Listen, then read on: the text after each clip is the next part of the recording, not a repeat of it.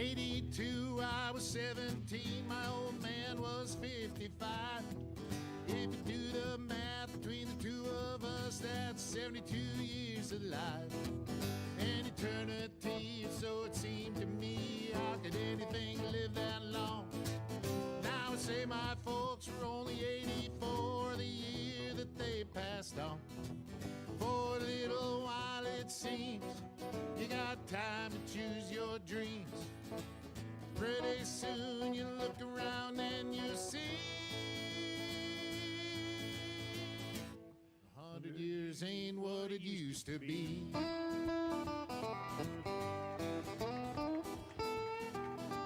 And my grandpa Roy, when he was a boy in 1904, he was taught by men who fought in the actual Civil War. And only 8 decades passed and my high school class put the tassels on the other side. Started on our way full of naivete on the great American ride. The months and years slide past, each more quickly than the last. Pretty soon you look around and you'll see 100 years ain't what it used to be. Oh, Johnny! Oh, yeah.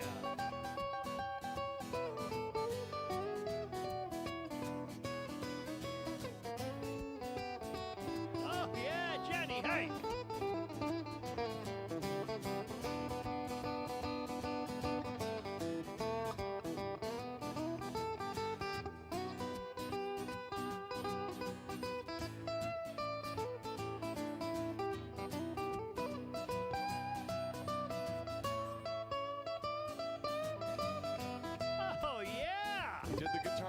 Bring it in for the Joe, masses. It's really, you know what? I appreciate the effort, but we're good. We're good on that? Probably, I mean, I'd be glad to bring it in. You know what? It's okay. You ready, bro? What page is thanks that for on? thinking about me, my friend. John, it's probably on, 2 or 3. Maybe 4 or 5. Maybe. Let me look. Was it Minneapolis? Well, there's only about 9 pages. Well, whatever we do, we should let's make a big deal out of this. It shouldn't take me long, Chris. Is that what you're saying? Why do I got to be so mean? Boy, I'll tell you what. On account of you want to know why? Because on account of you want to know why? I'm just going to announce right here and now for the council and Joe that I'm going to spend the first segment doing my timesheet on... John, it has to be the St. Paul paper. It ain't on ADP. Minneapolis. I am looking through the St. Paul now online here. I'm trying to find it. Well, it'll leap out at you. Joe? What? Are you ready? Yeah. I am. Rolling. Josh Arnold, investment consultant, brings you Garage Logic Podcast number 1599, August 15th, 2025. 103 degrees was the record high on this day. That was in 1936. And in 1960, on the morning of this day, it was 47 degrees. Call Josh Arnold at 952-925-5608 for a free 48-minute consultation. Hail the flashlight king. And now, from the mayor's office above the boathouse on the east shore of Spoon Lake, it's Garage Logic with Chris Reavers manning Technology Corner, Kenny Olson from the Krabby Coffee Shop, John Haidt in the newsroom, and of course, the rookie. Here is your flashlight king, fireworks commissioner, and the keeper of common sense, your mayor, Joe Soucheray. You guys realize there's a petition? I wish I was made privy to it. I'd sign it. There's a petition to reinstate Minnesota's original state flag, and it now has reached more than 10,000 signatures. So here's why I didn't sign it. When you go to that, you got to enter in your email, and then for your signature to stick, you have to either make a donation, $2 minimum, or get on social media and promote the fact that they're doing this. And I opted to do neither. Therefore, they didn't get my signature. Well, who gets the $2? Their organization, which I have now forgotten what it's called. Oh, let me look here. It's an Alpha News piece. Because I was going to say something else. the more you drive north in Minnesota, the more likely you are to never see the new flag. Yeah, they're like us, Joe. When this happened, everybody went out and bought the old flag. I've got a beauty. Is it called Petition for Change? Something like that. I'm sorry. I'm scanning this story and I'm not seeing. I didn't know that. I still think I'll sign it. Yeah, for $2, I'll sign it. Oh yeah, it's filed on change.org. That's what it is. Thank you. They're approaching 11,000 signatures. I don't know. Do we know how many signatures you would need to force the change? I do not know the answer to that. I read the piece a couple of days ago. I've forgotten everything about it now. I have a note here from, who is this? John Joseph. Mr. Mayor, the hurricane is days away from hitting our island of Antigua. I am wondering when Garage Logic will be starting its 24-hour hurricane coverage. I need information about shelters, where I can buy bottled water, and where I can get sandbags. Thank you very much. You want to know why you are number one in Antigua? Take a look at the list of most popular names in Antigua. I did. They're all in Joe, Mike, John. But, John, we might be number one in Antigua, but we don't know that. We're number one in Anguilla. Yeah, get it right, John. We're number one in Anguilla. We got a T-shirt to prove it. Don't yell at our listeners, Chris. Hey, I'm just kidding. Can that T-shirt be purchased at the fair, I wonder? Not at the fair, but I do believe you can still buy it online at the website, which is, of course, garagelogic.com. And, boy, I just hate to get in the middle of this, but I've introduced it, so I am in the middle of it. We had the story of the bathroom up at Bear Lake State Park, or whatever the hell it is, that is in the running to be the best bathroom in the country. Maybe it's the best Bearhead State Park. And then Janine wrote in and said they fudged their numbers and I don't trust them. And we got a guy who countered that yesterday. No, she countered the guy. Whatever. Huh? Today we have one that says Janine needs to settle down. Ooh. The local friends of the park led the effort back when they won the America's Favorite Park contest fair and square. I voted for it early and often. I don't remember exactly how the rules were set up, but it was an online deal of some sort, and you could log in daily and vote for it more than once, and I did. As Janine said, the park won a $100,000 award from Coca-Cola, and the grant money was used to build a very nice picnic shelter that you can visit today. There was no malfeasance, food fraud, or housing fraud involved. So stuff it, Janine. Go use the nice toilet up there. Maybe you'll feel better. Oh, good luck, Chris. All right. I wouldn't go in Janine, there for 40 to 42 minutes. Janine and Chris and all the rest, let's just leave. I'm sorry I ever brought it up. It's one of those things that I'm really sorry I brought it up. Bearhead Lake State Park, good luck to the park and their efforts to win this prize, and I hope they're successful, and I'm going to let that go. You like Was it Janine or Justine? Janine. It kind It's of not had, Justine. It kind of had the feeling of Tattletale. She was kind of a little bit of a tattletale. I know her. I think I know her. You don't strike me as a guy that likes to use a rest stop bathroom on the road. Oh, no, I will. Really? Sure. Okay. If I'm going number one. Do you have a wide stance? Depends who's in there, I guess. Tap a toe or two? Yeah. Are we doing a show? Now, we are noting, as many GLers have noted, that Democrats, particularly of the DSA stripe, also known as Mysterians, they haven't offered anything in opposition to Trump. Is that a fair statement? I would say so. All I hear from them is their contempt for Trump. You got to get him. No matter what he does, let's get Trump. Omar Fateh wants to Trump-proof Minneapolis, and Walz has spent a great deal of time complaining about Trump, and Walz's daughter has spent. But where are your ideas? I'm very serious. Where are your ideas? this Mamdani in New York. What are your ideas? Well, it's not really an idea to have free stuff because somebody else has to pay for it. That's not an idea. I don't find the Mysterians very imaginative because they don't introduce good thinking about how to make the world tick a little better. So this might be further indication of it. Put together a little Mysterian roundup, have you? Yes, sir. Yes, sir. We're going to visit several different places, and just keep this in mind. Are we going on the GL jet? We're going to start in the state of Kentucky. Now, wherever we go... I've been to Kentucky, Chris. You can just replace, in this case, Kentucky with Minnesota. You could. Or we're going to visit Chicago. You could just replace it with Minneapolis. All right, Kentucky. I've been to Louisville. I covered one of the great races there once. Affirmed won the Kentucky Derby the year I was there. Melissa Mormon, Joe, is an employee of the Kentucky Transportation Cabinet, otherwise known as KYTC. Well, Joe, she was fired after she blew the whistle on a scheme to give driver's license to illegal aliens at $200 each under the table. Mormon says that the scheme would happen 4 to 5 times per day at multiple branches across the state, totaling potentially thousands of invalid licenses in the state of Kentucky. Stop right there. The woman who blew the whistle on this illegal activity was fired? Yes. That's a shame. Yeah, Continue. She I'm was sorry. employed. That's okay.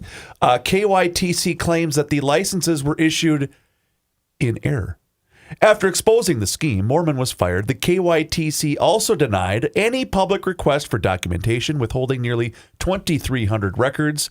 Here is your investigation from the local television affiliate. The state didn't want this out. Fraud inside Kentucky's transportation cabinet. Licenses issued without a driver's test. It is an ongoing WDRB investigation, and tonight we hear from a whistleblower who says coworkers used her login to pull off this scheme. The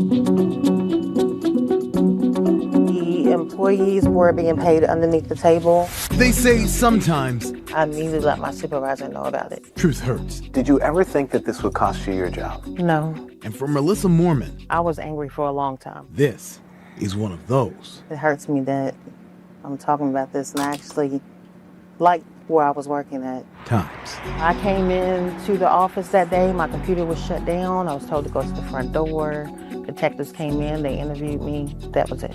Mormon says she was fired 3 months after she sent this letter to the Kentucky Transportation Cabinet, blowing the whistle that workers at the NIA Center licensing branch were selling driver's licenses under the table to people who never took the driver's test. Undocumented workers. How did it work? What was going on? The undocumented workers would come into the office in groups. They would provide them either permits or driver's license illegally. So they were bypassed without even taking the test. How much? $200 a person. Up to 5 times a day, she says. Was this an everyday thing? Almost, yes. WDRB was the television station All that right, reported that was on Kentucky. This. Yeah. Little fraud in the license department. But again, you could replace Kentucky with... Oh, you could put it Minnesota. anywhere. Sure. Where are we going next, Chris? Let's check in with our friends at MSNBC, Joe. That's in, where's that? Over there on It's that East Coast. New York, maybe? It's in America. Yeah. Joe. All right. An MSNBC reporter has broke from the narrative and admits, Joe, that residents in D.C. are fed up with the rampant crime. Can I tell you who that reporter is? You can. That You man, may. that man is a Justice Department employee named Anthony Coley, who is an officer of public affairs. He is the executive vice president and managing director of communications at the Washington-based Managed Funds Association. He is a legal correspondent for MSNBC, and I think it's germane to the issue to note that he is a black fellow. And he has this to say. I live in Washington. This is personal for me. Many people are frustrated with crime that we see, particularly committed by juveniles in the city of Washington. People are frustrated, Willie, that when they go to CVS to buy deodorant, that they have to get it from behind locked plexiglass, right? But the response here, and let me say this, right? These are not just random anecdotes. What we see in Washington Post polling, among others, is that roughly half of D.C. residents, mostly half of D.C. residents, view this as a serious problem or an extremely serious problem. Well, that probably had to cause a little meltdown behind the cameras at MSNBC because a fellow came on and inconveniently enough told the truth.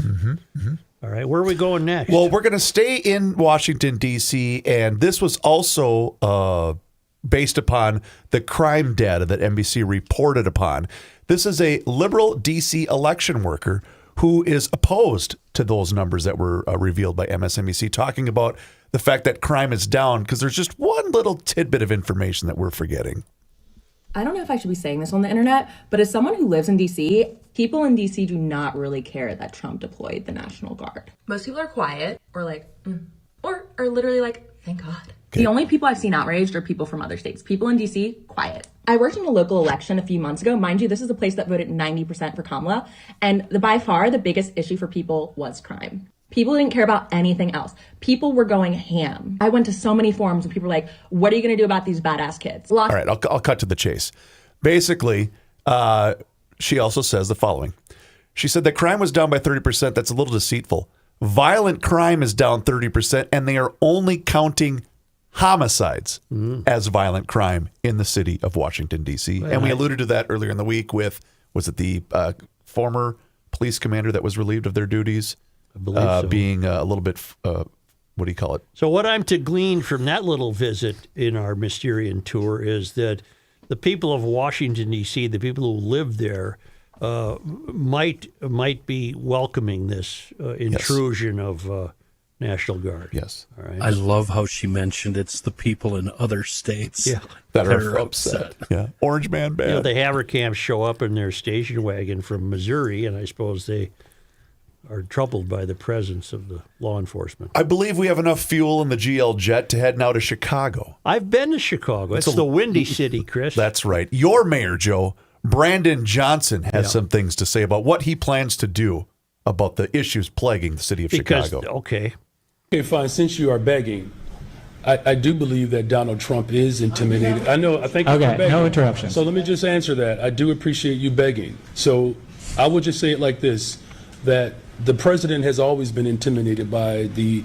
intellectual prowess of black men. And so, of course, he would speak in those petite and puerile terms because...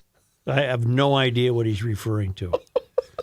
That's because you don't understand the intellect. I guess not. Well, and it's because that's become the rallying cry from the left. We got to go get Trump. Trump is the least of Chicago's problems.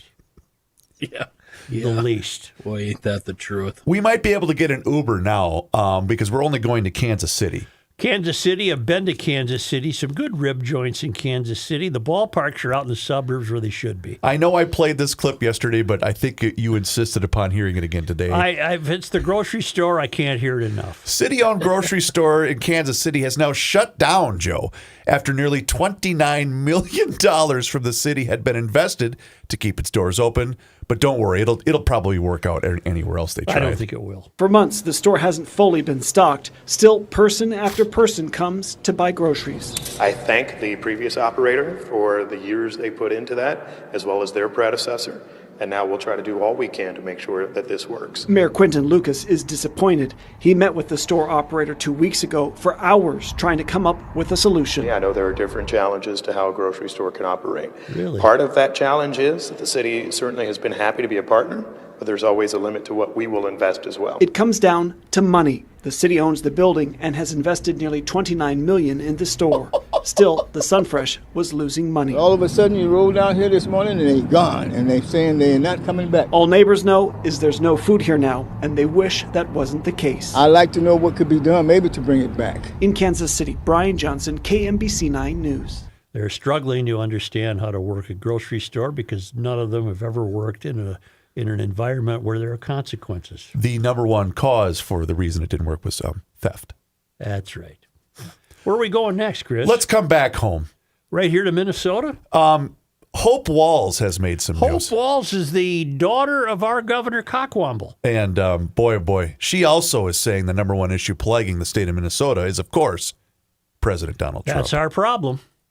Okay, so on the topic of book talk, as well as Trump's bitch baby wussy scaredy cat behavior in DC.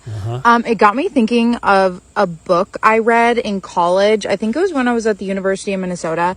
It was Locking Up Our Own by James Foreman Jr. Come on, you can do and it. it talks about what led to, arguably, you should also read the new Jim Crow and then go into this one along with like a million. Stop it. I don't know if I can get through this. I know. Is there? But I think she's actually painful to listen to. I know. I'll stomach it. It's 90 seconds, and you've already made it 29. Did she change directions mid-sentence? Kenny, that doesn't matter. Come on. Oh, okay. All right, I'll put It's up almost with it. like, let her roll, Sharon. Let her keep going. She's on a roll. It's so painful. Keep up with her intellect. You guys can do another 1 minute and 2 seconds. I think. Between, but that's just 1, 2. You kind of get it. But like modern mass incarceration of like black men, and it talks about DC and the war on drugs and how all of that led up to what we're now seeing. Also note the crime rate in DC is at the lowest it's been in 30 years. No, wait. But this is a good book to kind of get like a larger viewpoint of this sort of stuff. And it's always been like one form of another of like the U.S. locking up people that aren't like rich and white and men. And like we're very much seeing that continuation go on. You're almost there. You're almost there. I would argue also with what we see with Trump, it's just like more of it. Yeah, go read that book. This was not worded very well, but we know. It's a really good book. But start with What the new book? Jim Crow, because that's just like the most basic level reading of that stuff. What in God's name was she talking about? How fun would it be to get her on the program and not let her walk off? Just sit there for an hour And listen nod. to her. and talk to somebody who actually has a brain. Oh my God. Oh, by the way, for those of you keeping score at home, I tallied 13 uses of the word like She in likes 1 minute like. and 31 seconds. Boy, she's just dumb, isn't she? Where does she live, I wonder? I mean, she might have her own place. Isn't she living in the governor's Well, mansion? that I don't know, and it's none of my business. Well, the only where reason she I lives, think but- that is because remember when she posted the video of her eating macaroni and cheese Yeah, I with her thought she pajamas? was in her own place. Oh, I thought she was at the Oh, mansion. maybe. Gee, it's kind of a tough. Yeah, can she live in the mansion and then come out with all of this BS? How I wonder. coddled has she been her entire life? Pretty coddled. Yeah. She lives in Bozeman, Montana. Really? Well, what the hell is she doing out in Bozeman? Wow. She works as a social worker and ski instructor. Oh, I see. And that is What, your roundup. Probably at Big Sky, huh? That's A just a few social hours worker and a south. ski instructor. That's the AI overview. So if we trust that. I don't trust AI. No, we don't trust. Wouldn't it be funny if she's living in you said Montana? Is that what you said? That's what he said, Chris. If she's living in Montana to avoid taxes? Yeah. Bozeman used to be conservative. Yeah, Probably not not so anymore. much anymore. Not if Hope's living there. Joe, that is your Mysterian roundup. Thanks for that Mysterian roundup. Yep. Big Sky. You're correct, Kenny. Wow. That's a hell of a drive from Bozeman up to Big Sky. Ooh, that's one you'll remember. I wonder if she uses a gas guzzling car. Think she rides her bike up that hill? Maybe she rides her bike. Pronto Pups are the official food on a stick in Garage Logic. We'll be there a week from today. Oh, that's a week right. from today. Pronto Pups are the Minnesota State Fair's original food on a stick, and they remain the best food value at the fair. It's a wiener done in a bun, and it's been that way since 1947 when the Carnes family introduced the Pronto Pup to the State Fair, and it's still owned and operated by Greg and Wayne Carnes, two A#1 GLers. They have 8 locations throughout the fairgrounds.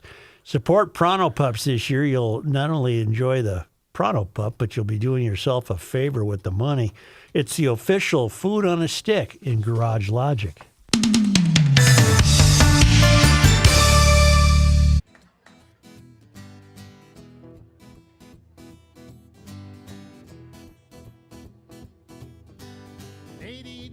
I was 17, my old man was 55. If you do the math between the two of us, that's 72 years alive. And eternity so it seemed to me. How could anything live that long? Now I say my folks were only 84 the year that they passed on. For a little while it seems you got time to choose your dreams. Pretty soon you look around and you see 100 years ain't what it used to be.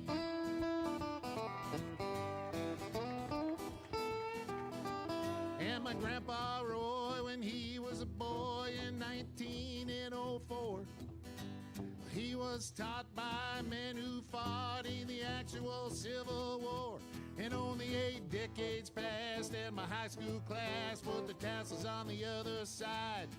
Started on our way full of naivete on the great American ride. The months and years slide past, each more quickly than the last.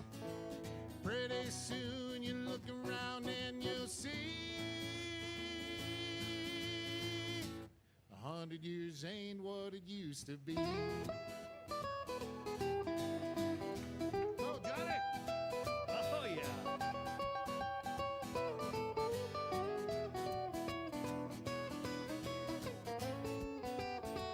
Oh, yeah, Johnny, hey!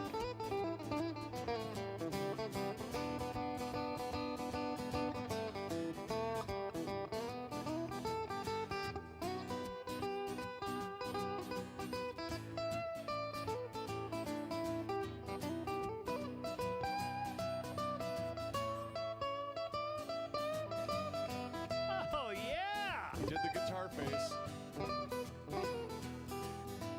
Ibuprofen's under by again in my Here's a man who spends hours in hardware stores, sifting through the nuts and bolts of life. Joe Souchere. Speaking of the fair, and Suchi Boy was, special thanks to Courtyard by Marriott, Minneapolis, St. Paul, Roseville, for providing lodging for me during the run of the state fair. Courtyard, Roseville, my home, away from home, right there in the Twin Cities. I stay there 1 to 2 times a month, 12 months out of the year. I like where it's positioned. It's between both downtowns. That means all the sports and concert venues are easy to get to. It's located right off 35W in Roseville. You can take County C or County D to get there. Easy access to the fairgrounds, the U of M, all the shopping, the dining in Roseville. I never have a problem finding a place to eat or even buying groceries for that matter. The place, it's got everything you need, actually. High-speed internet, we use that. A bar, a restaurant, Starbucks right there, along with meeting space. And I know the guys give me grief, and you'll find them in all the hotels, but I like to use the washing and drying machines there at least once during my stay. I know it's not a big deal, but it's something I really appreciate. They even have a really cool courtyard, brand new courtyard. I watched them build it a couple of years ago. So keep Courtyard Roseville in mind for your next event when you're in the Twin Cities. Perfect for wedding rehearsal dinners, bridal showers, reunions, small weddings, whatever. And we have a special offer for GLers right now. Save 20% off on a weekend getaway anytime now through the end of March. Go to garagelogic.com, click on the Courtyard by Marriott link, and I thank them. Let me finish up with Hope Walls from her outpost in Big Sky, Montana. She was able to analyze Washington, D.C. for us. What Trump said the other day when he introduced, and it's a bad optic, but that's all it is. It's a bad optic. If it solves crime, it's not a bad optic. Trump said, our capital city has been overtaken by violent gangs and bloodthirsty criminals, roving mobs of wild youth, drugged out maniacs, and homeless people, and we're not going to let it happen anymore. All right. Despite the sheer state of denial by the likes of Hope Walls and Democrat D.C. Mayor Muriel Bowser, the latter of whom described Trump's actions as unsettling and unprecedented, former Capitol Police Chief Stephen Sun said it is essential to look at the bigger picture. To see these gangs of youth taking it over the Navy Yard, it doesn't surprise me that they're now going to pull these federal resources together and form a task force, he said during an appearance on Breitbart News Daily. We did this in the early 90s when I was with D.C. Police. We were able to drive down homicide rates. When Chief Lanier was chief, think about 2010 to 2014, we had a homicide rate that was maybe right around 100 or 170 a year. Now in 2023, you got 274 homicides. So you had a significant increase, he said, before addressing individuals who claim D.C. crime is going down. So when people talk about, there's a big drop, there's a drop from 23 to 2024, but it's still significant. Double what we had in around 2010, the former chief pointed out, later adding that the D.C. homicide rate is 5 to 6 times that of any other major city in the United States. Wow. Further, as Breitbart News detailed, White House correspondent and reporters have complained and cited instances of violent crime taking place in the nation's capital for several years, a reality that comes as Trump critics attempt to paint a picture that D.C. crime is a figment of Trump's imagination. Well, I'll certainly give it to Trump that it's not a figment of his imagination. And the reason that people like Hope Walls, who has no standing, she's just the daughter of a governor, the reason they reject this idea is because the left and the Mysterians are very complicit in crime. Their policies have resulted in the behavior of feral youth running amok. And so they can't really put themselves in position of standing firm against it when they brought it about. They're trying to act shocked and concerned, but it's too late. That horse left the barn. You know how many people are running for mayor of Minneapolis besides Fry and Fateh? 41. 23. 15. Wow. I wasn't that far off. Dwayne Davis, Kevin Dwyer, Omar Fateh, Jacob Fry, Jazz Hampton. I think a mayor named Jazz would be cool. Charlie McLeod, Xavier Pauky, Troy Peterson, Andrea Revel. I've never heard of any of these people. Alejandro Richardson, Brenda Short. Wonder if she's from the famed Bob Short family, I would imagine. I wonder if she's tall. Yeah. Adam Terzich, Laverne Turner, Jeffrey Ann Wagner, and Kevin Ward. All right. Brenda is not from that family. She's not, John. Thank you. Looking at a picture of her. Thank you. Speaking of mayors and what's taking place in Minneapolis, sorry, before you move on, 15 will have a primary, right? Or did we already have? How can 15 different people run? Yeah, they got what you call your ranked choice voting. Oh, that's true. Yeah, that's true. Is Jazz related to Lionel? No. I don't know, Kenny. It could be. Okay. Speaking of all this. That was for John. Yeah, I thought it was a good question. Okay. Right. Did you read about the city council now about to take action on awarding 2 new city contracts worth more than $650,000 to do community work? And involved is the Reverend Jerry McAfee, which is giving some of the council members a start, because it was McAfee, remember, who this past winter stood in front of the council and harangued them, hectored them for failing to deliver the money. And he's with McAfee as the pastor of New Salem Missionary Baptist Church and operates several nonprofits that have done violence prevention work for the city, the Downtown Improvement District, and the state for years. Such initiatives, which seek to increase public safety by means other than policing, have received tens of millions of dollars in taxpayer funds since the murder of George Floyd. Now, people who listen to this show, including euphorians who can't admit that to their neighbors, but the people who listen to this show have a very valid contention with us or me, and that is, okay, smartass, what would you do? Well, here's what I would do. If I ran for mayor of Minneapolis, I think my principal stump speech would be, I'm putting an end to all grant money ever awarded to a nonprofit. It will not exist. Instead, that money will be shifted. The money we've spent since George Floyd, tens of millions of dollars, will be shifted to the police department so that they can get their roster back up to full strength. This violence interruption was just the purchase of votes and the quieting of the community. It has been absolutely meaningless. Yeah, Kenny? You're shooting yourself in the back, Joe. Why? Well, nobody in Minneapolis is going to vote for common sense like that. Well, I know, but that's what I'd say. I know, but that would be the end of your campaign. Okay, then I won't be mayor. But that's what I'd say. That's too smart for these people. This is just absolute waste of money. It means nothing. No one has ever interrupted one moment of violence. No one has ever solved a crime with these so-called community outreach groups. It's all absolute bull ass. It's nonsense. I really wish somebody would take that on as their platform, because you're absolutely right, but they don't stand a chance. Well, they should, because what's missing from all politics, the closer you get to the country's tallest buildings, is common sense, the truth. This is ridiculous. You're hiring gang members to walk around the street. They all wear the same T-shirt, and they pretend they're interrupting crime. It doesn't happen. They're not interrupting anything. They're getting paid. That's the only reason they're in it. There's no other reason. They're getting free money. And it ain't free because you, the taxpayers, are providing it. See, somewhere else. Oh, here it is. Here it is. And here's a reason why you wouldn't win. God, I can't even see. Of course I wouldn't win. I think it's A6. Yeah, A6 headline.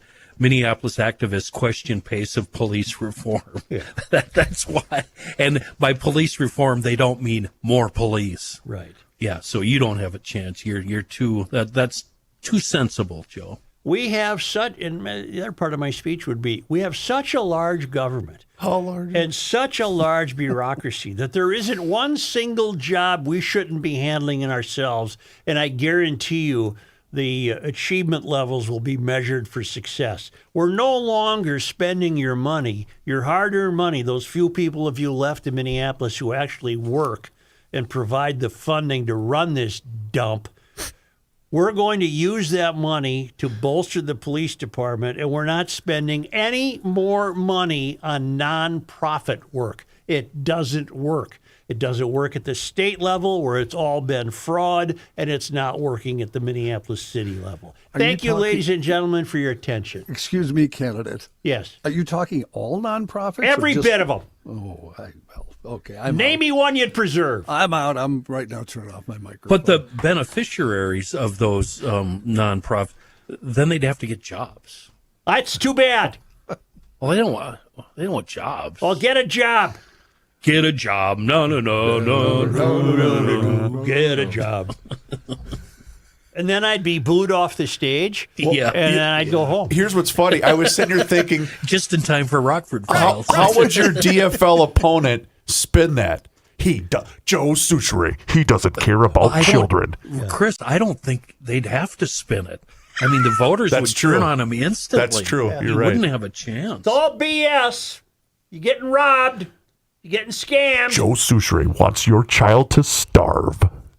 Property tax is going to go up more to cover this BS. Joe Souchere says, get a job, loser. Joe Souchere hates the homeless. Yeah, that's how they'd spin it. That's exactly You're how right. they'd spin it. Yeah. You're absolutely right. Crime has not declined in Minneapolis. Joe Souchere hates police. No, they would say Souchere loves police. Well, I mean, that's not an attack ad, though. I mean, come on. No. Saying that I love police in Minneapolis, that would be an attack ad. True. Yeah. You're right, it would. Yeah. Joe Souchere wants police to kill everybody that disagrees with him. Now you're on the right track. Souchere wants the police fully funded. What about the children? No, Joe is in favor of police brutality. Yeah. That's how they'd spin that. Joe Souchere doesn't want your kid to read. Oh, they're already doing a good job of not being able to read. Third graders in this state can't even read. That's so sad. I know 2-year-olds who can read. Well, not really, but they can. They know what it means. Better than Rookie, anyway. Oh, since he's not here. That's true. Well, that's a good time to tell you about an appearance at the State Fair by the Minnesota Center of the American Experiment. They're going to be there a week from tomorrow talking about education, talking about reading. They'll be talking about how schools are not as good as they once were in this state and not as good as you think or you've been told. And it's statewide. For the second year in a row, less than half of Minnesota students are meeting grade level benchmarks in reading and math. Something isn't working. What have we done in this state? Well, we try more money. We do that every year. That doesn't work. We tried more bureaucracy. That doesn't work. The administration is so ridiculously top-heavy, they don't accomplish anything. What about the center of the American Experiment's idea? Put the families first. American Experiment has a program called 7K for Kids. It would give parents control of $7,000 of their per child per year. I would imagine that would be a tax deduction or what? Well, they're going to be at the fair. Talk to them. How does this work? 7K for Kids. That way you could choose the best education for your kids. Public, because there's some great public education. Private, charter, homeschool, whatever fits. Learn more at 7kforkids.com or americanexperiment.org or visit them at the fair a week from tomorrow.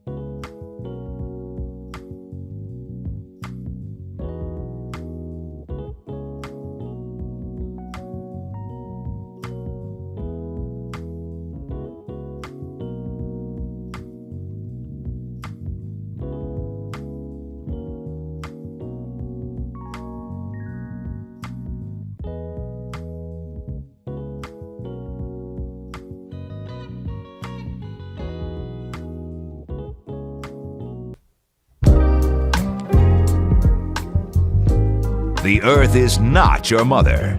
The Joe Souchere Show. The very first thing that I would stick in my secure storage shipping container would be my 64 Glastron jet flight. No mouse would ever get in that thing again. No mice, no critters, no hail damage, no sleet, snow, not even Johnny Sneakums trying to steal that thing. If you need secure storage, anywaystorage.com is here to help. They have a variety of shipping containers. You can buy them or you can rent them. And by the way, you don't have to use them exclusively for storage. You can make it into a little office or a little cabin. I don't know what you're thinking, but anywaystorage.com can make that happen. Well, this is a Minnesota business.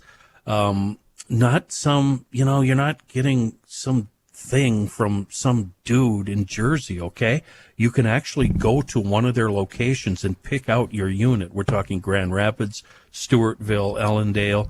That means all of the state and part of the Dakotas, Iowa, Wisconsin, Canada covered. 10-footers, 20-footers, and 40-footers. Sealed, lockable, perfect for folks that just need secure storage, or maybe you've got a place up north, you have hunting property, you don't want to drag it back and forth every weekend.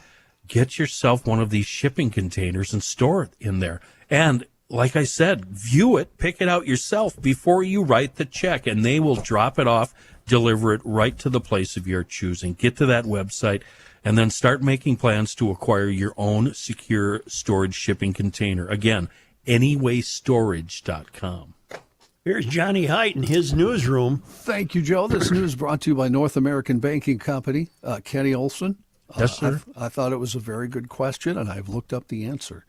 Jazz Hampton of Minneapolis is the son of Slide Hampton, who was a distant cousin of Lionel Hampton. I'll be That's damned. Look at you, Kenny Olson. Let's go, Jazz. According to the Encyclopedia of Indianapolis. And that comes from AI. So Didn't you think, John, when you first heard his name, okay, his first name is Jazz and his last name is Hampton? There's got to be a connection. Immediately what I thought of. Yeah. Yeah, me and Rivers did too. Yep. I'm a creep. You guys don't even know who Lionel Hampton is, for God's sake. John, I happen to know who he is. Do you? Who is he, He Joe? was a Here's your quiz. famous baseball player in the Negro Leagues.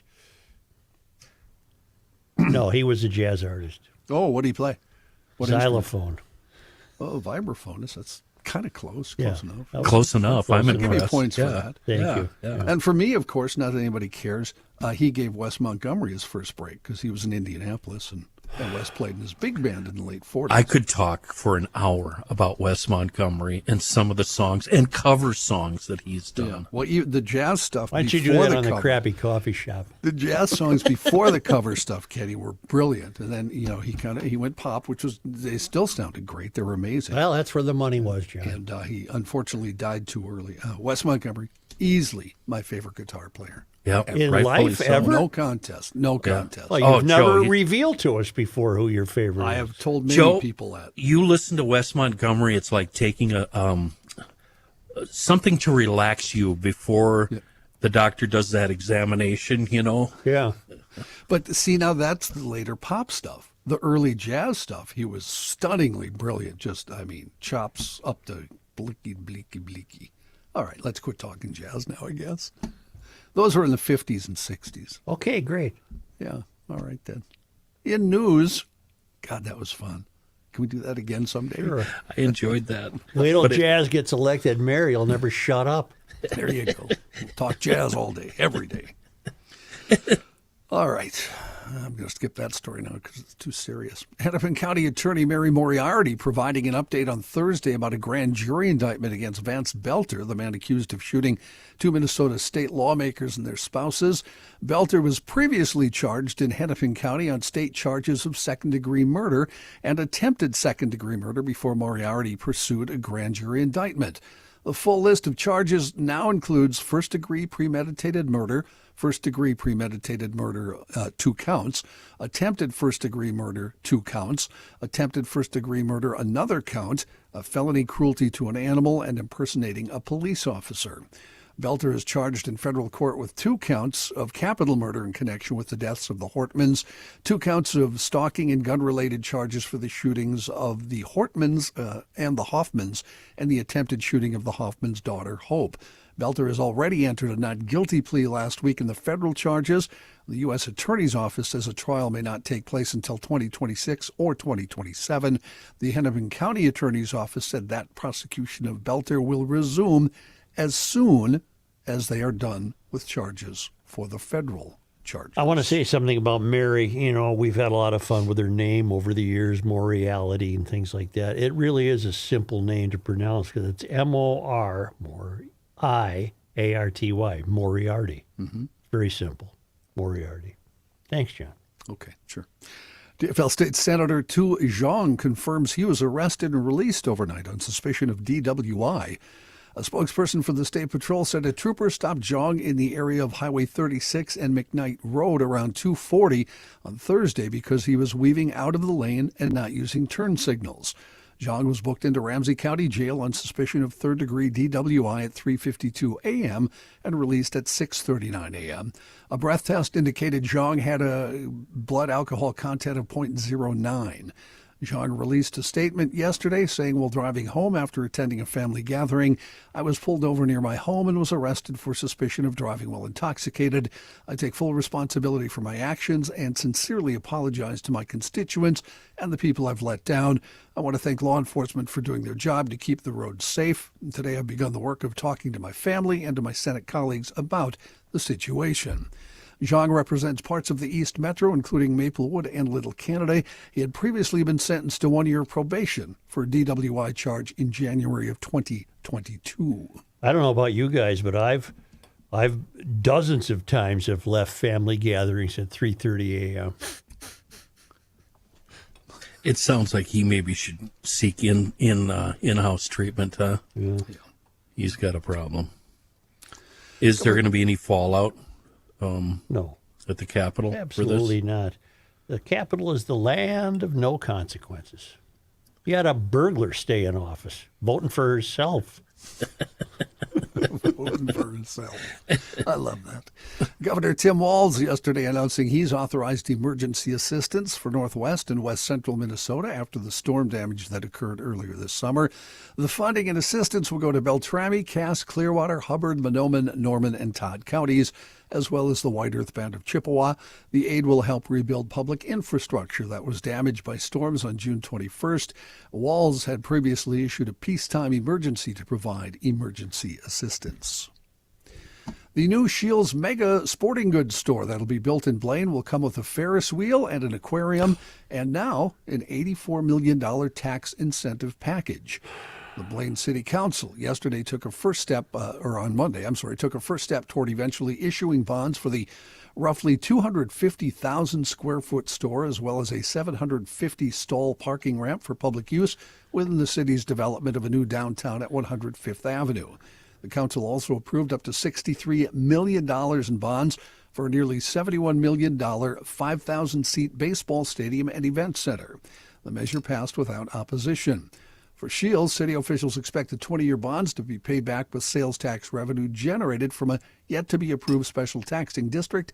The city plans to ask state lawmakers in an upcoming session to establish a sales tax district in the 105th Avenue area with a proposed extra 3% tax on food, lodging, and event tickets, as well as 1.5% tax on retail goods.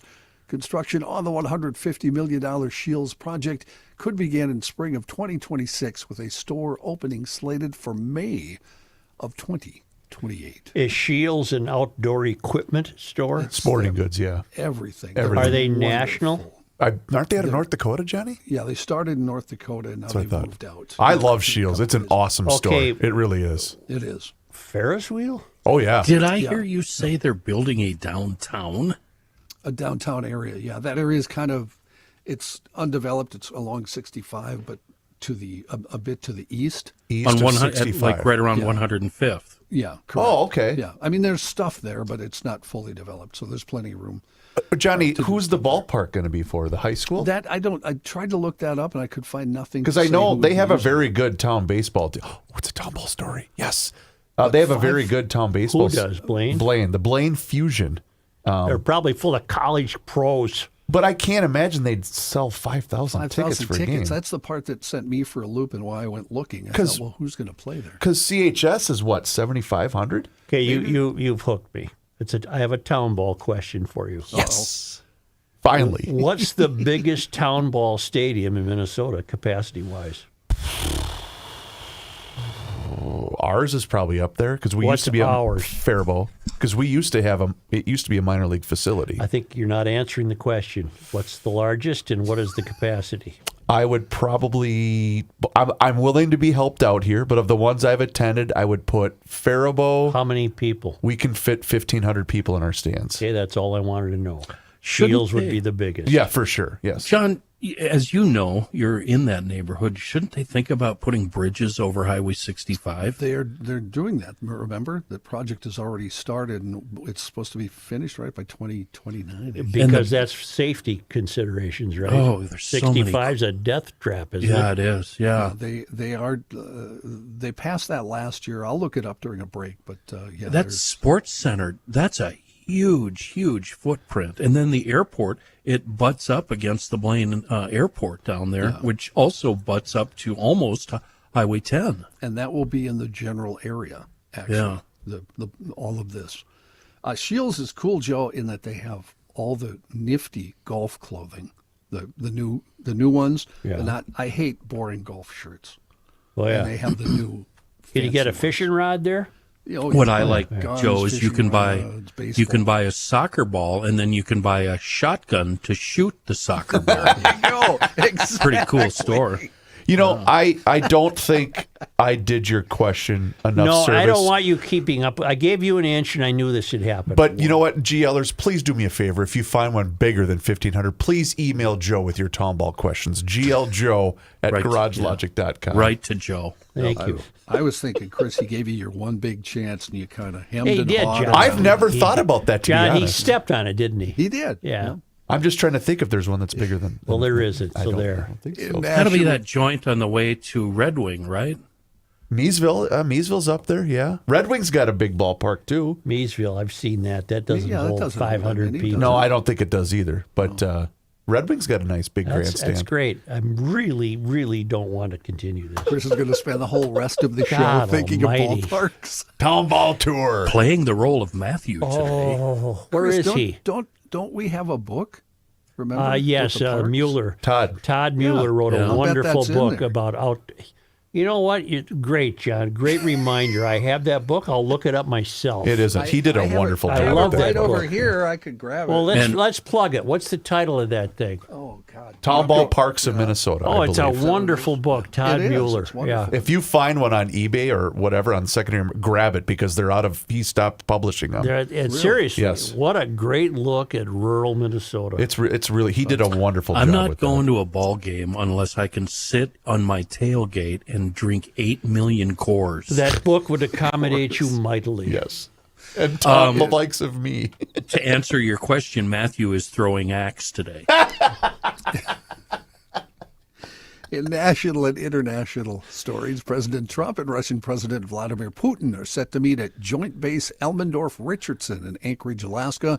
They will meet, according to this story, at 2:30 our time, although I have seen 2 also listed as Coming the up time. shortly, huh, John? Yeah, that to another hour from when we're recording here. They will be talking, of course, about the war in Ukraine. The talk, which will be conducted one-on-one with 2 translators present, will be followed by lunch with their delegations and a joint press conference. The country in Putin's crosshairs, of course, as we know, Ukraine, will have no representation at this meeting. There is someone by the name of Lord Bibo. I don't follow this person on social media, but the Russian journalists that arrived in Alaska were not placed in a hotel, but in the lobby of the Alaska Airlines Center Arena. And instead of beds, there are small cots that are 2 in each room. Really? It basically looks like a holding cell for people trying to come to the country. I'll be darned. One of the main negotiators, apparently one of Putin's main aides, showed up in a sweatshirt with only CCCP on the sweatshirt, which is kind of considered an insult because it represents all the territories that Russia. So he's trolling, obviously, Putin guy. Yeah. Brian Schwalb, the Attorney General for the District of Columbia, filed a lawsuit in federal court in Washington this morning challenging the Trump administration's takeover of the Metropolitan Police Department. The lawsuit challenges Trump's Monday executive order as well as Attorney General Pam Bondi's Thursday order, claiming federal control of the police force in Washington. Schwalb's office argued that the orders exceed the limits on requesting services from D.C., which they say can only be done on a temporary basis under emergency circumstances. By declaring a hostile takeover of MPD, the administration is abusing its limited temporary authority under the Home Rule Act, infringing on the district's right to self-governance, and putting the safety of D.C. residents and visitors at risk, according to Schwalb. Bondi announced yesterday the DEA administrator, Terry Cole, would be the emergency police commissioner of MPD for the duration of the takeover of the city. Meanwhile, Attorney General Bondi said yesterday on X that a Justice Department employee, have you seen this video, has been terminated after he threw a sandwich at a federal law enforcement officer. Sure did. He throws the sandwich and then he runs like nobody's going to catch him. Kind of like a Walls would run, kind of a Dom DeLuise thing. It was. Bondi posted, "If you touch any law enforcement officer, we will come after you. I just learned that this defendant worked at the Department of Justice." And then she put, "No longer."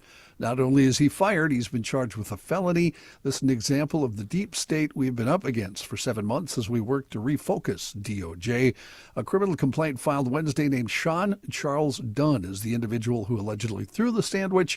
The 37-year-old Dunn was an international affairs specialist in the DOJ's criminal division, according to the Associated Press. Wonder what he hoped to accomplish throwing a sandwich. That was kind apparently of a he yelled. I asked for he mayo. yelled at them saying, "Get out of my city." Get that out kind of thing. here. Get out of my city. And there were other words attached that I can't say. But Then he pranced away. Do we know what kind of sandwich it was? It was from Subway. That's all it said. Oh, man, I That's wouldn't all the waste story that. said. I like Subway. You know, if it One was of a those homemade Italian- peanut butter and jelly, I can see it. Yeah, but if it's an Italian BMT. Oh, absolutely. Come on, Yeah. man. Chicken, bacon, and ranch. That's the only go-to. Oh, no. Oh, yeah. You got to go Italian. I bet Italian's he was not hungry bad. once he got to the jail, huh? Probably, probably didn't feed him once he got put in jail. What do they say, John? 3 hots and a cot. Yeah. Yeah. A political standoff in Texas over proposed House maps that could hand Republicans 5 new seats is poised to enter a new phase today, while heavily Democratic California plans to release its own new maps intended to erase all but a sprinkle of the state's GOP House districts in the fight over control in Congress. The maneuvering in the nation's 2 most populous states underscored the stakes for both parties in the narrowly divided House that could determine the fate of President Trump's agenda in the second half of his term. Texas Democrats yesterday moved closer to ending the nearly 2-week walkout that has blocked the GOP's redrawing of U.S. House maps before the 2026 election. The Democrats announcing they will return to the state if Texas Republicans end a special session and California releases its own redrawn map proposal, both of which are expected to happen today. However, Texas Republican Governor Greg Abbott then is expected to call another special session to push through new maps. In California, Governor Gavin Newsom said his state will hold a November 4th special election to seek approval of redrawn districts intended to give Democrats 5 more U.S. House seats in a counterpunch to undercut any gains that are made by Republicans in Texas. Because that's what's hurt in California right now. Yeah, both states. Wow. In fact, a Republican legislator from California, Kevin Kiley, said that, you know what, both parties should just drop this. Why don't we do something that people want us to do? Want to get done. Yep, that'd be nice.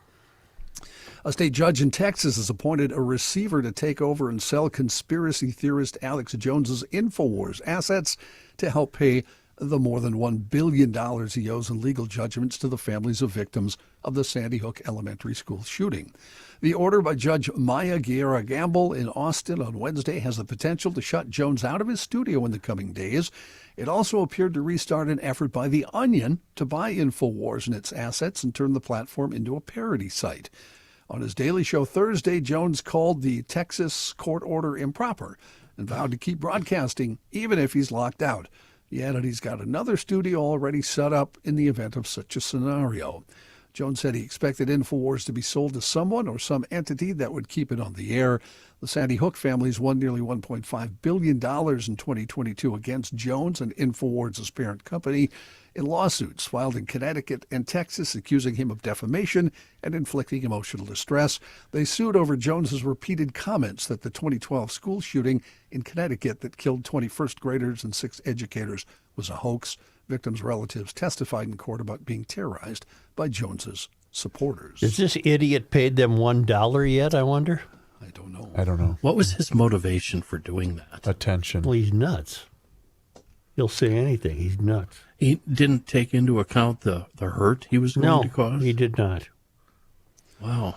When was that? When was Sandy Hook? 2020? 2012, wasn't it? 2012. 2012. Yeah, I thought it was. I thought I heard 2020. I only remember that because it was right after William was born. Mm-hmm. Yeah, 2012 shooting, and the judgments came in 2022.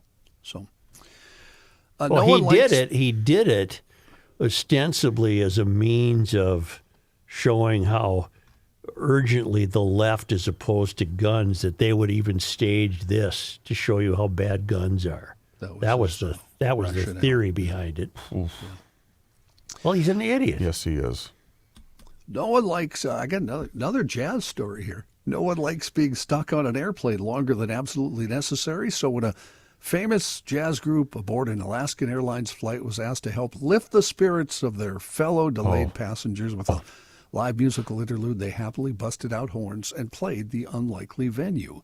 It's a now viral video. Dave Koz and the Summer Horns performed their rendition of Stevie Wonder's You Haven't Done Nothing in an impromptu concert amidst a slew of delays, diversions, and timed-out staff en route from St. Louis to the next tour stop. I would have busted a window and crawled out. It was wonderful. How long would you have I would have lasted? crawled out of the plane. Not us. Royce. Yeah. Well, he would have taken the horns, smashed the horn over his knee, and said, "I'm sorry." It was wonderful. Watch the video. It was great. Moment took place in the wee hours early Tuesday morning on the tarmac after their flight was diverted to Boise, Idaho. That's when Koz said most people were at their breaking point. He said a wonderful flight attendant stepped in to see if the group would want to provide some in-flight entertainment. Saxophonist Marcus Anderson said it was a great vibe. It was great energy. People were clapping along. Little kids recorded the video and were already watching it back in their seats after they finished. When we got the video content from people, I said, "Hey, Dave, I'm going to post it and share it." By the time we got off the plane, it had 200,000 views. Within hours, it hit over 2 million views on social media. Koz said after 40 years of the music industry, that moment reminded him he's still, quote, humbled by the power of music. Oh, I thought that was a sex. I was going to say. You know what? That was nice because at least no violence broke out. Can you tell me the style in which they played, John? Was it bebop or that horrible New Orleans jazz, or what? Just horrible traditional, New Orleans horrible jazz. New Orleans, or What is just wrong traditional with you? jazz? It was. I would call it more of a bebop thing. So I'd be down with that. I You mean, know, they I'm did sure it do was. you know the song? It helped the people. It helped the calmed people. everybody down. If you know that song, they played the melody, and then they played. You know, music like the trombone soothes the played a savage solo, beast. Yes. et cetera, et cetera. So You want to get Patrick? What would have join been us? worse, that or a crying baby as you're stuck on a plane for about 2 or 3 I hours? would volunteer to take the baby because I'm a baby whisperer. Are you really? Yeah. Okay. You want to go get Patrick? That ain't happening. That kid's mine. No, No, hell no. The kid's going to reject it, but the mother might try it. Let's talk about North American Banking Why don't Company. you? Why don't you do it? Why don't you tell me how to talk about North American Banking Company? I got to give a shout out, by the way. I went to the Roseville location. This was Wednesday afternoon. I had to get some documents for some personal stuff. And I got to give a shout out to Vivian. I needed a lot of documents. She sat there and went through 20 minutes of my stuff, never complained one time, even hand delivered everything in a beautiful folder for me. She did such an awesome job. And that's the kind of personal service you're going to get at North American Banking Company. So, Vivian, you are an absolute rock star. And if you stop in at the Roseville location, ask for her because she's awesome. Anyway, but that's the kind of thing that they do at North American Banking Company. And that's why I decided to make the switch from my big national bank and wanted to take my business to North American Banking Company. And like I've been mentioning, they have 6 fantastic Twin Cities locations to serve you. Like I said, I went to the one in Roseville, but you can also see them at 50th and France, Hastings, Woodbury, Shoreview, and Maple Grove. And they do offer all of the services as the other big national banks. Whether you're looking to buy a home, maybe finance a new home renovation project, or perhaps get that new car that you've been thinking about and trying to hide from your wife, that's fine too. nabankco.com to learn more. That's where you can get your start, and they are always here to help. They offer the same online and mobile banking options as the other big banks, but you're going to get, as I just experienced, the unparalleled service of a community bank. So once again, check them out online today. It's nabankco.com to learn more. It's banking done differently. North American Banking Company, member FDIC, is an equal housing lender.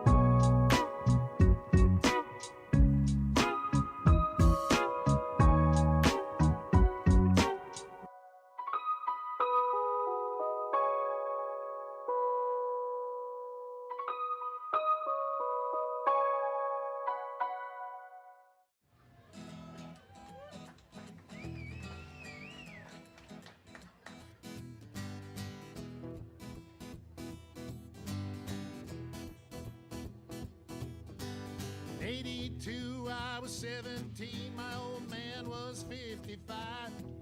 If you do the math between the two of us, that's 72 years of life.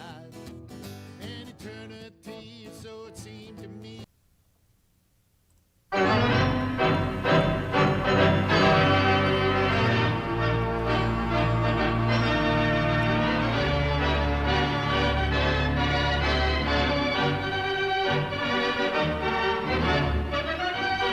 Patrick.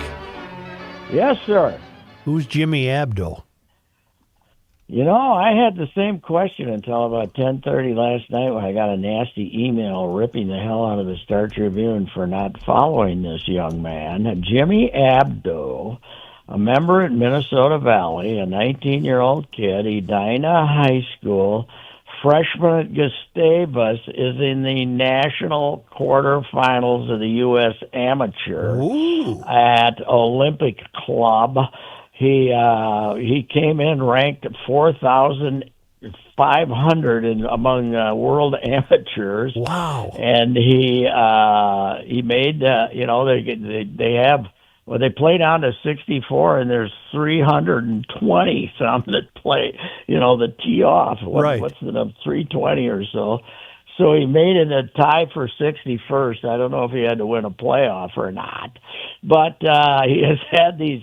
I'm trying to follow it now. Some people are covering it, and he had like 2 1-up miracle wins in the previous 2 rounds, and I thought he was playing Daly's kid when I read the bracket, but I read the bracket wrong. He's playing some guy named Harrington or something today. Is he alive right now? Well, they will be later, but they've no. Is he alive in the tournament? Yes. Okay. He's in the quarterfinals, right. And they moved them back so they could have him on the Golf Channel like tonight. So he'll be on. They got to start like at 5:00 tonight or I'll something. watch it. Our time, but he's he was. I had never heard of the kid. I'm trying to find something out about him now. But I called Edina, and he's not a member there. He's a member at Minnesota Valley. So anyway, it's a phenomenal story, and it's just.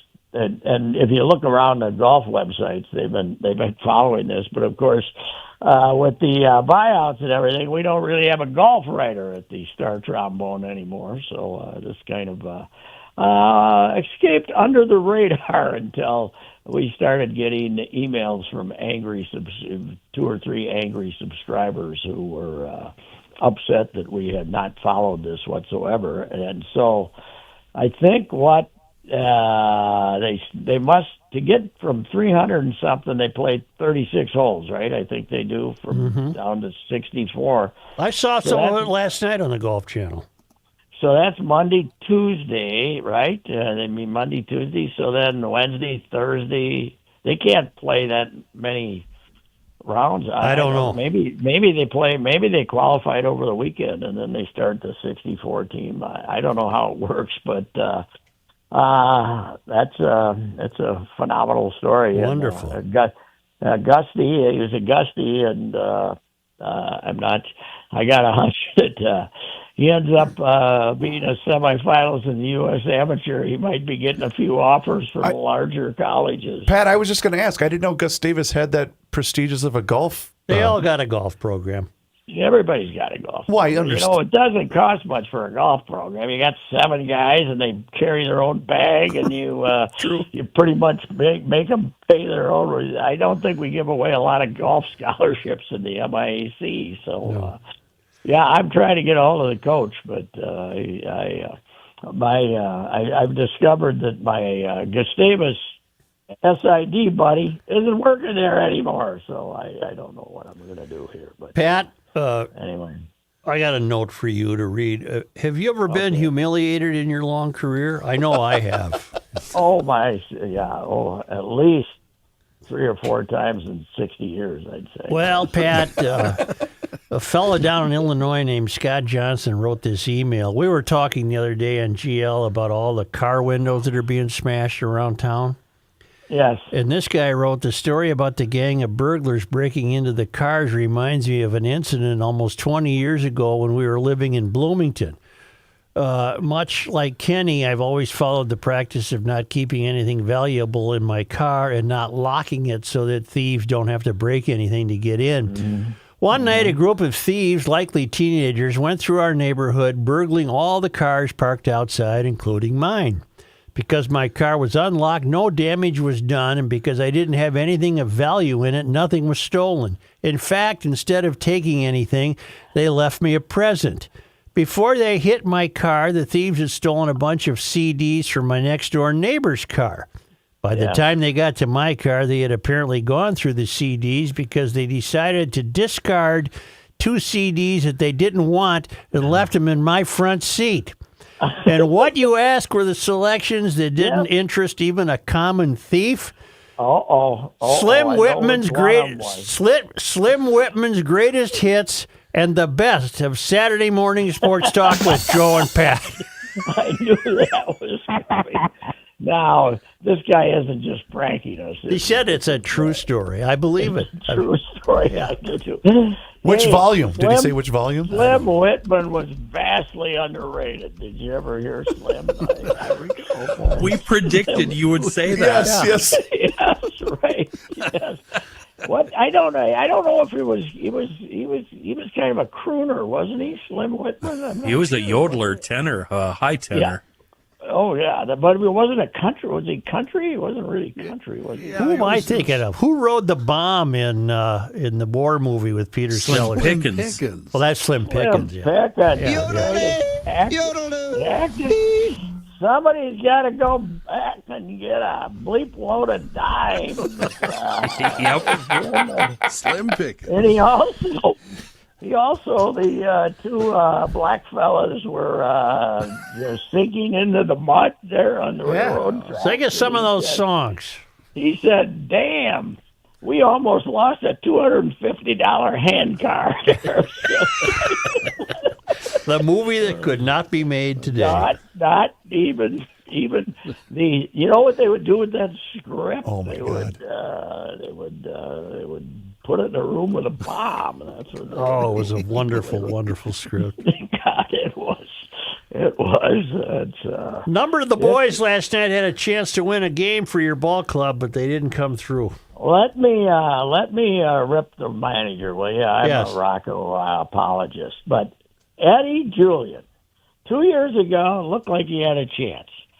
Since then, he's been terrible. And last year, he wouldn't swing at the ball, so they kept calling him out on strikes. And then he ended up in St. Paul, and he's a hack at second base. There's no question about it. But last night, he takes the best swing he's made in 10 years and hits a gigantic home run off Scooble, the best left-handed pitcher in baseball, right? Yep. So now you go to the bottom of the 10th, and you start with the runner at second, and they didn't score in the top of the 10th, so you need a hit. So the first hitter is Eddie Julian, filled with confidence. He comes running into the dugout, and Rocco sends the guy who looks like he was in a disco movie, Mickey Gasper, with that terrible mustache and a terrible swing and a terrible player, sends him up there to bunt the guy over to third. Well, he managed. The other day he tried to bunt, and he fouled 3 of them off and went back to the dugout. This time he got the bunt down. And then he's got Austin Martin, the kid from St. Paul. He got him bunting, too. Rocco, since Friday, a week ago Friday at 5 p.m., it's been all about development. It's been all about testing your young guys. You gave up. You gave away everybody. You can't be that stupid to bunt the guy to third base. And Julian's sitting there like he got hit with a wet rag at the dugout because he can't believe. He goes running off the field after the top of the 10th, can't wait to get to the bat rack, and Rocco sends up Mickey Gasper, for God's sakes. I didn't think it was a good move, okay? I'm gathering that. I share Patrick's outright. I could not believe it. What, was bunting a smart play? I didn't mind the fact that they bunted the guy to third because he's the winning run, but let Julian do it. Because even if you don't score, keep him in the lineup because Mickey Gasper's hitting $135 for his life. Why bunt? Get a hit. Yeah. I watched it. I was puzzled by the bunt. Oh, God almighty. You got a new team. You got all these. Why is this guy in the big leagues? Mickey Gasper, he's got photos. I know that. It's something. It's unbelievable. They got, Well, Pat, I told you the best line I ever heard all season. I was in attendance the second game of the year in St. Louis, and I was sitting next to a guy who had been overserved saying, "Who the F is Mickey Gasper?" You know what? That's what I was saying last night. So, anyhow, yes, it was, Rocco insists they're still trying to be in contention. Oh, God, yeah. We're not out of it yet. Here we're waiting. I think so. I just waiting. I hope tonight is the night we have the Justin Topa entrance song with the whole. Is he my guy, the little chef? No, that's not. Justin Topa's been with us for a while. Yeah. Who's the guy I'm thinking of? He pitched the other night. Ramirez, yeah. Ramirez. He didn't look good last night. No, he did not. I think he's a little tired out from. He's a little hefty. I think you might want to pitch him about every 4 days. You got to get his energy back up. He didn't look too good last night. Did you see that wild pitch he threw, Reavers? What's that? Sorry. Erasmo? Oh, I did. See Erasmo's wild pitch? It was pretty bad.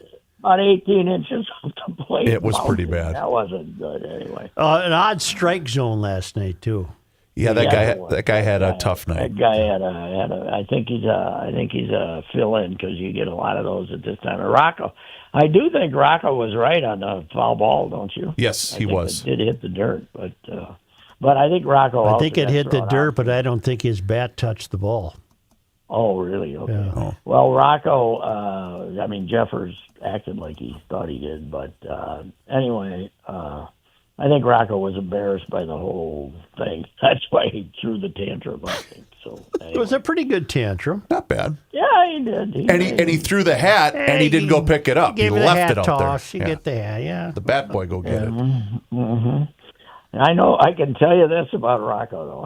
I do like the guy, but it was family day. It was family week when the Yankees. That was the family trip, right? Oh boy! So the plane is just.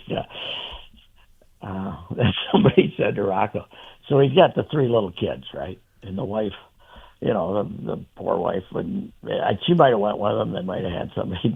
But they said, "Did you bring your family?" He said, "Are you kidding me?" Having those 3 kids running around a hotel room in New York, I don't think so. No. So anyway, why don't I see you Monday? All right, let's do it. Hey, Corey Koske going into the Hall of Fame Sunday, and tomorrow, 5 members of the 1965 team will be at the game and get honored. Cott, Tony, Jim Perry, Dick Stigman, and then Rancy, who must have pitched like 2 innings for him or something like that. I'll have to look that up. But my cousin Al couldn't make it. He's 96 and not in good health. Al Worthington. Not in good enough health to travel from Birmingham. How many living members are still around, Pat, of the 65 team? There's a couple, 3 more, but Jimmy Hall never comes back to anything. He's in his 80s, and Al, I looked it up. Al is the 7th oldest living Major League Baseball player. Really? At 96, yeah. So. All right, sir. Thank you. See ya. Goodbye. We're going to go to Kenny, aren't we? Let's do it. Yeah. Before we go to break, I want to just mention the big 3 here. Every week we receive email testimonials about how Seafoam product, one of the products, came to the rescue, and the website seafoamworks.com is full of these testimonials. We call it the emergency survival kit that every GLer should have in your daily driver. Number 1, a spray bottle or 2 of Bugs Be Gone. Carry them with you. The Seafoam engine treatment. Keep those cylinders happy. Give them a slurp every now and then. And, of course, the amazing Deep Creek penetrating oil works better than any other product on the market. As for the Bugs Be Gone, I'm not stretching the truth even a little bit here. It's absolutely amazing. Works as promised. That one-time hassle of trying to scrub these bugs away makes it super easy. The motor treatment has been providing relief to cylinders for decades. You can use it in your daily driver, your boat, your small engine, your big engine, tractor, diesel, gas, it doesn't matter. And, of course, the deep creep penetrating oil. It's all you'll ever need for lubing, restoring, and displacing moisture. It's the car care kit for GLers. Buy all three. Give them as a gift. You'll be loved and appreciated for your efforts. Get them at seafoamworks.com, our own local company with a global reach, Seafoam.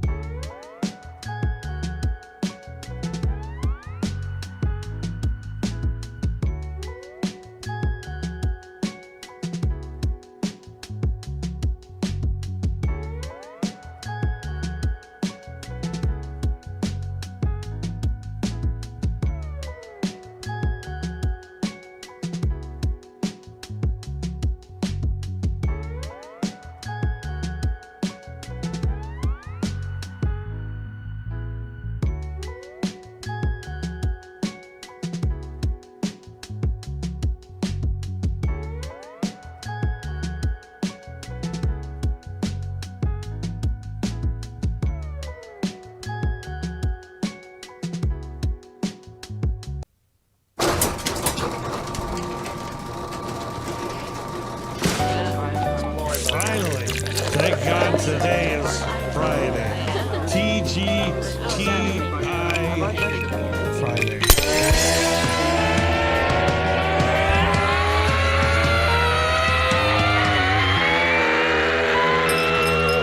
It's the Scramble! You damn right it is. And what better way to celebrate this week's Scramble than with our friends at Harmony Spirits, located in Harmony, Minnesota. I was just on their Facebook page, by the way. How about this? Weekends are better in Bluff Country, Joe Souchery, and this one is packed with local charm, celebrations, and small-town fun. Kick things off just 5 miles down the road in Canton, Minnesota, where Lumberyard Marketplace is going to be celebrating its grand opening and ribbon cutting with our friends at Harmony Spirits. Wonderful. There is nothing better than a small town festival in Minnesota. You cannot convince me otherwise. And that's the neat thing. So if you're in the area, stop in for that, but also stop in at the tasting room in Harmony, Minnesota. They always do a wonderful job of serving up handcrafted cocktails, and that menu rotates throughout the entire summer. Loyal GLer Charlie, he stopped in at Harmony Spirits. What was this? 4 days ago. Thanks, Charlie. You're the man. And he posted about it as well. It looks like he had a something with orange juice, it looks like. I'm going to guess it was a screwdriver. Probably. But you can sample anything. It doesn't matter whether you're a fan of the rum, the gin, the bourbon, the whiskey, anything. And also, if you stop in, say hi to Larry and Damon and ask for a tour where the GL flag is proudly displayed right there in the tasting room. Also, if you're not able to make it down, go into your local liquor store and ask for the Harmony brand by name. It's handcrafted cocktails made right here in our own backyard in Harmony, Minnesota. And look for more car shows and events coming up. And make sure that you stop in and say hi to the crew and let them know that you heard about them on the Garage Logic podcast. Only because they come to us all the way from Marloth Park in Mpumalanga Province, South Africa. From the Traveling Lyman's. I want to remind you, by the way, you can follow the Lyman's adventures over there in the game preserve. WorldwideWaftage.com. Are you aware of that, Reavers? I am. On this day. We referenced it the other day on the Scramble, Worldwide Waftage. Wonderful. Today is August 15th. Well, on this day, in 1875, Bishop Thomas L. Grace dedicated the Church of St. Michael in Stillwater, with Father John Ireland presiding. The press of the day acclaimed it as the finest church in the state. I wonder if it's still there. I don't know. On this day, August 15th, in 1933, the Barker Karpus gang robbed South St. Paul Swift and Company of its $30,000 payroll. Police officer Leo Pavlak died in the ensuing shootout. Ma Barker was not the genius behind that gang. It was Karpus, yeah. Wasn't it Alvin Karpus? Yep. He was the smart one. On this day, on August 15th. I knew where Ma Barker's gang had a house in Matamidi. They screwed it up for all of the gangsters that were living in the Minneapolis-St. Paul area because they broke the code. Yeah, they broke the code because the code was if you don't cause any grief here, you can live here. Yep. But, by not causing grief here, that meant you don't go down and rob South St. Paul Swift Company. Right, correct. On this day, August 15th, Joe. Well, on this day in 2011, President Obama started a 3-day bus tour with a town hall meeting in Cannon Falls. I remember that. After the meeting, his motorcade traveled down Highway 52 through Zumbro, Rochester, Chatfield, Fountain, Preston, and Harmony. And Harmony.